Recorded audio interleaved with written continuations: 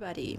So, what are INFJs? Today, I want to talk about INFJs, and as I have been told by not friends, because that's the beauty of being an INFJ. Friends don't tell you that you're an INFJ. They don't even know, they don't even recognize the fact that you're introverted. I mean, let alone being an INFJ. So, even every time I actually even mention that, oh guys, I'm introverted, I don't really feel comfortable doing this, that, or like sometimes I don't actually tell people that because that's exactly something an introvert would never really do.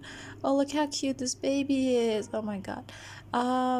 It's the opposite of something an introvert would do. It's usually a topic that extroverts start, like, oh hey, what are you, what's your type, like the ones that recently figure out there is a whole test like called the IMBT test, and oh, I found my type was this, so what's your type, and I tell them, oh okay, yeah, I'm introverted, I'm INFJ, and the big thing is introversion and stuff, and they're like, oh no, no way, you're not introverted, you're the most extroverted person I know. And I'm like, you sure baby, I mean, because I'm totally introverted, what the hell are you talking about? And they're like, no, the first time I saw you, you were this warm, a very expressive person, you made me feel so warm and welcome and everything, like the first time I saw you, you were just so energetic, I thought you were the most extroverted person I know. And they're always shocked. And then only once after I tell them that I'm introverted, they're like, oh yeah, we can see that, yeah, you are introverted. Only after the fact, they're like, yeah, we can see that you actually are introverted.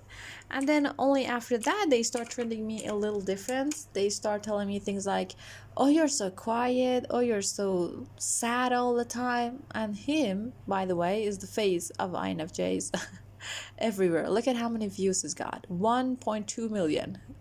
Frank James, shout out to Frank James. Yes. And recently, the only reason I even decided to make this video was because recently two different people, one my boyfriend and one my very close friend, out of nowhere, they just, well, it wasn't out of nowhere, like my boyfriend sent me a reel about yours like a night, quiet, sad, and two more things. I don't remember the other two, I just remember the quiet and sad. And I'm like, oh my god, am I quiet and sad to you? I mean, I'm so talkative, I'm talkative as hell around you. And he's like, well, are you not? I'm like, no, I'm not sad, definitely. Quiet, maybe I can get on board with. I'm definitely not quiet around my boyfriend, but quiet, maybe I can get on board with, but definitely not sad. I mean, what the hell do you mean by sad? And then the other day we were sitting in my car with my friend, and I changed my car keychain, if you call it, and the keychain was a figure, like cute little joy figure from Inside Out. And she was like, oh my god, that's so cute, what's that? And I said, oh, Joy, you watched Inside Out, that's Joy from Inside Out. And then she's like, oh no, you don't look like Joy, what's the one that's always tired? I said, there's no tired ones, there's only and she said the blue one, she's always tired, she doesn't have any energy. And I'm like, you mean sad? She's like, yeah, you're that. I'm like, am I sad to you? Again, very surprised. And she's like, well, maybe you're not sad, but you don't show it. You definitely don't show your joyness and energeticness. Even if you're not sad, you don't show it. And she's like, Joy is too energetic for you. She's like way too energetic, and you're definitely not that. So you're just tired. You're maybe not sad, but you're definitely tired. And then she said she wanted to be discussed. She's like the cool one, discussed, that doesn't allow anything in her life. So yeah, and then that made me again go back to my mind about all these intrusive thoughts of, oh my god, am I really that sad and boring and quiet, the thing that I was always afraid to be? I mean, I have worked on myself so much, that's the last thing I want people to think about me, and all that. And definitely around her and my boyfriend, I'm not like that. I mean, like around them, I'm the most energetic person on earth. And then if they think that, then what do others think? Is like, oh my God, am I still like that? Am I still the quiet girl? I don't want to be the quiet girl anymore. I don't want that. And it just made me think about that a little bit more after all these many years of not having to like deal with this sort of issues anymore. And then I thought maybe, well, I should talk about the struggles of an INFJ.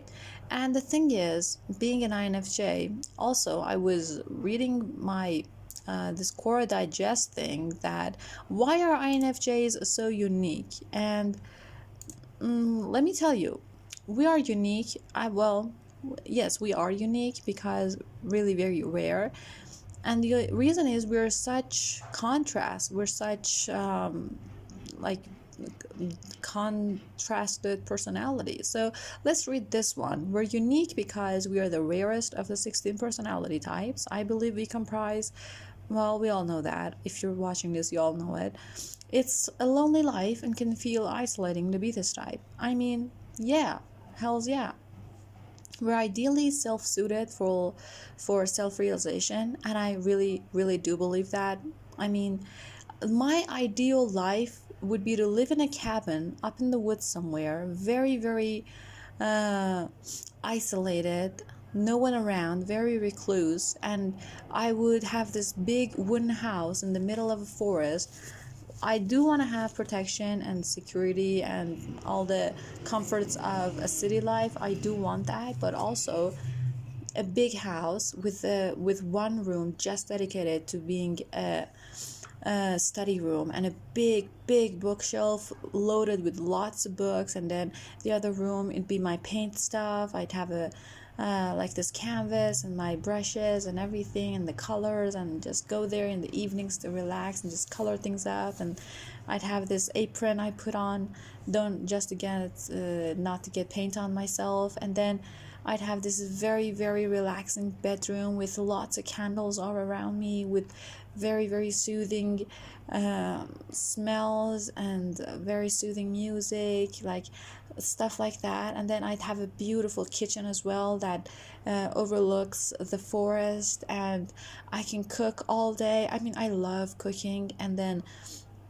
I'd cook these extravagant, very creative, non-food stuff. Like I do that all the time right now as well. Like I create things that have not ever been made on this planet. I mean, I'm just so creative with food, and I love it. I love expressing my creativity through my food, and I don't allow anyone to eat it because I know they won't like it, and I know they will reject and critique it. And it's just for me. The food is just for my own personal taste settings, and it's just for me to enjoy, no one else. So I don't allow anyone to eat it. Like, well, they do want to eat it, and I do let them eat it, and they often don't really like it, but I love it. Oh my god.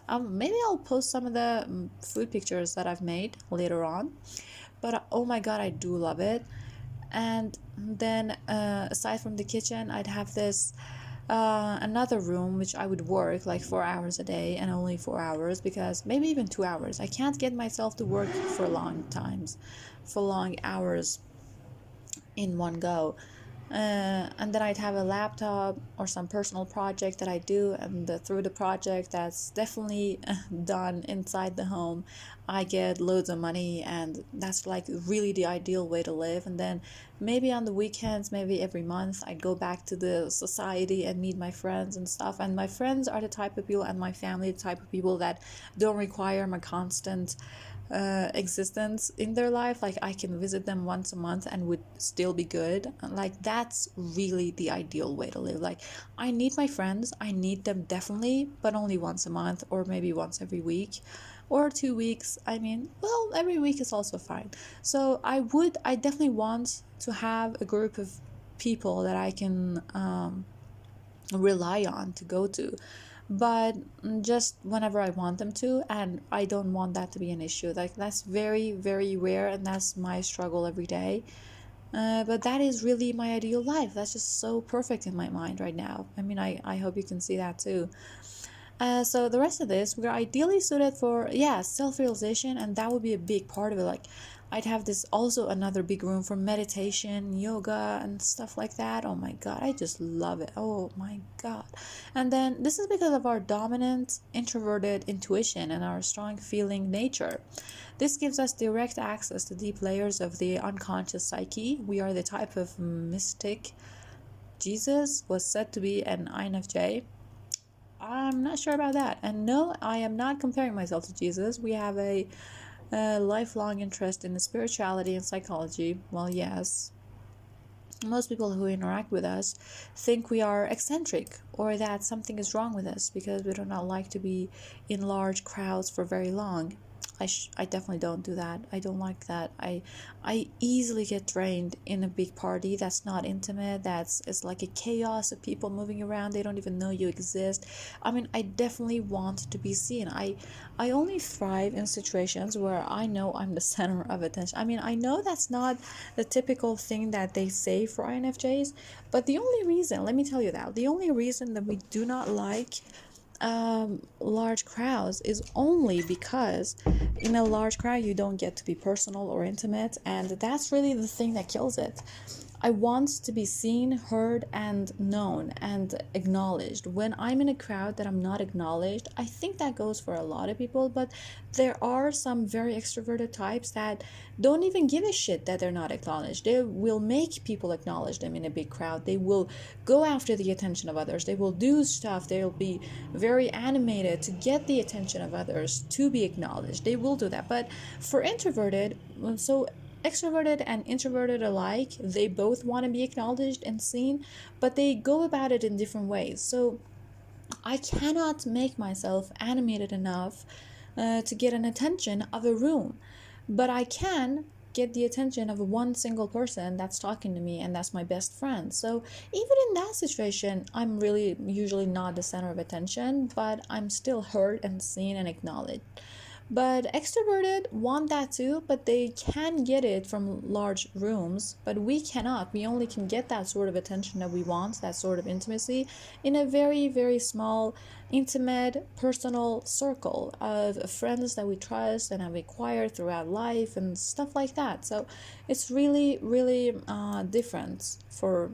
That's why we get so drained in a very big party that you can't even hear the next person sitting in front of you, like, well, obviously in the party they're not going to be sitting in front of you, they're going to be dancing and you can't even hear them. It's just a whole mess of things, and I really, really do not like it. I even detest it.